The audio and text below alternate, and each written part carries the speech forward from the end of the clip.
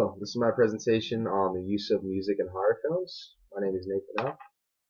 This presentation is for an honors class called Music as an Experience, taught by Professor Sonya Lawson.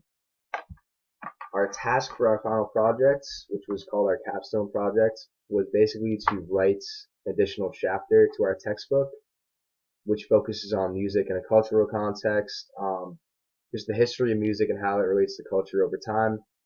And I chose for my additional chapter to be about the use of music in horror films.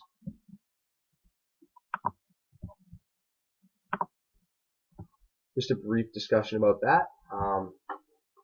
Already in the course of the textbook, we discussed use of music in films overall.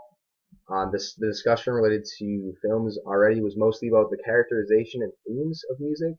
For example, we discussed the Star Wars trilogy and the soundtrack's composer, John Williams, very famous composer, especially the soundtracks. That was in chapter 3 of the book, and an example of just what a theme or characterization would be in soundtrack of films would be Yoda or another major character in the Star Wars films. There were multiple themes used throughout that trilogy, and that's what we discussed earlier related to music in films.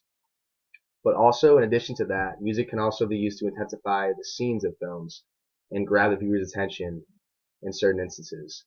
So in almost every film with a soundtrack, music is used to intensify certain scenes. But there's one genre of film that utilizes this method way more often and more effectively than other genres. That would be horror films. Many times in horror films, music is intended to intensify a scene to an extent which leaves the viewer just as scared and anxious as the characters on the screen. I am personally a big fan of horror films for this exact reason. I think it's a full experience. There's not many genres of film or music that give you that effect. So in my research, in the chapter I wrote for my project, I explored the various genres of music used in horror films and the techniques and sciences used by the creators of horror film soundtracks in order to give the audience their intended, terrified, and surprised reactions. So what exactly makes horror movies so suspenseful? During my research, I found a few key terms that I'm going to use throughout this presentation. And the key to creating suspenseful effect with music is based on balancing two things, tension and revulsion. Tension represents the slow building scenes of horror films, and this is where suspenseful music is played. So this type of effect is supposed to leave the viewer on the edge of their seat and awaiting to what is to happen next. Tension and suspenseful music is used in the majority of a horror film soundtrack. That's the majority. Like, for example, the movie is an hour and a half long, I would say, and probably hour 15 of that movie is using suspenseful music.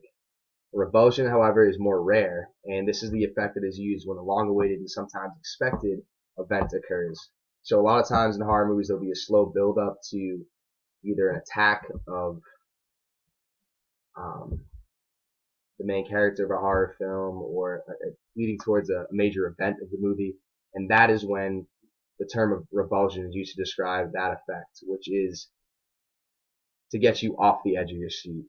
Tension is used to get you on the edge of your seat, and revulsion is used to actually scare you. Is there a science between music and fear? In the course of my research, I found a study done by Daniel Blumstein, a University of California professor, and this study was focused on finding a scientific link between music and fear. And in this study, he concluded based on his results that most music in horror movies utilizes disordinate sounds as a way of creating tension. Disordinate sounds, which are also known as nonlinear sounds, are usually created by playing wind or brass instruments beyond their natural range. So these sounds manipulate emotional responses in humans because they actually mimic calls made by animals in the wild when they are in distress.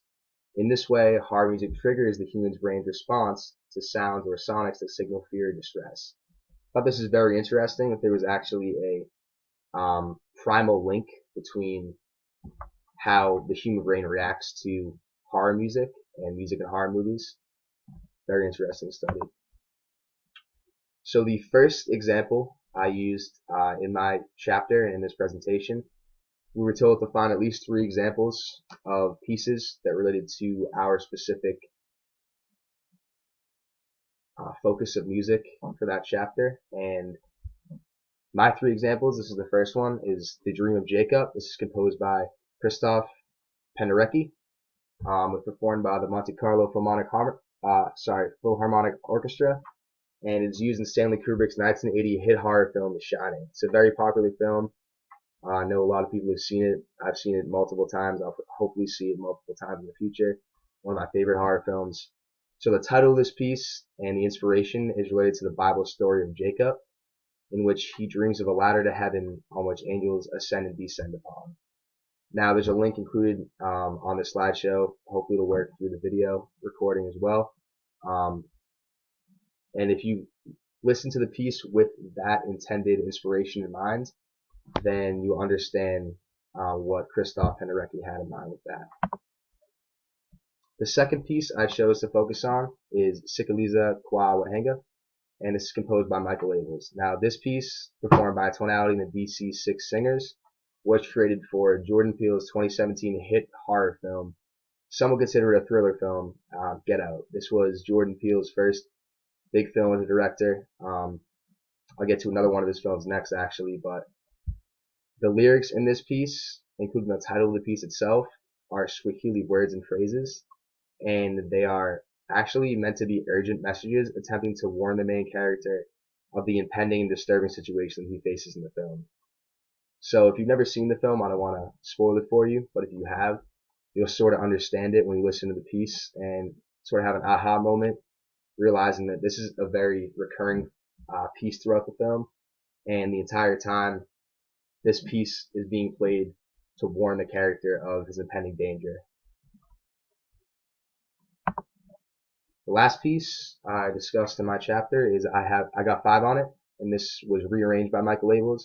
Originally recorded and released by the Atlanta hip-hop duo Luniz in 1995, but Michael Abels, who was also the composer of that last piece, composed this piece as well.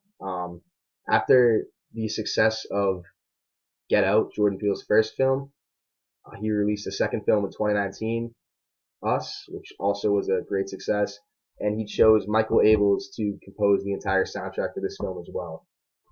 So the rendition of the song, arranged by Michael Abels, is non-diegetic, so that means that the characters on the screen cannot hear the music, only the viewers of the film can. And the rendition has a much slower tempo than the original version, but the same pitch.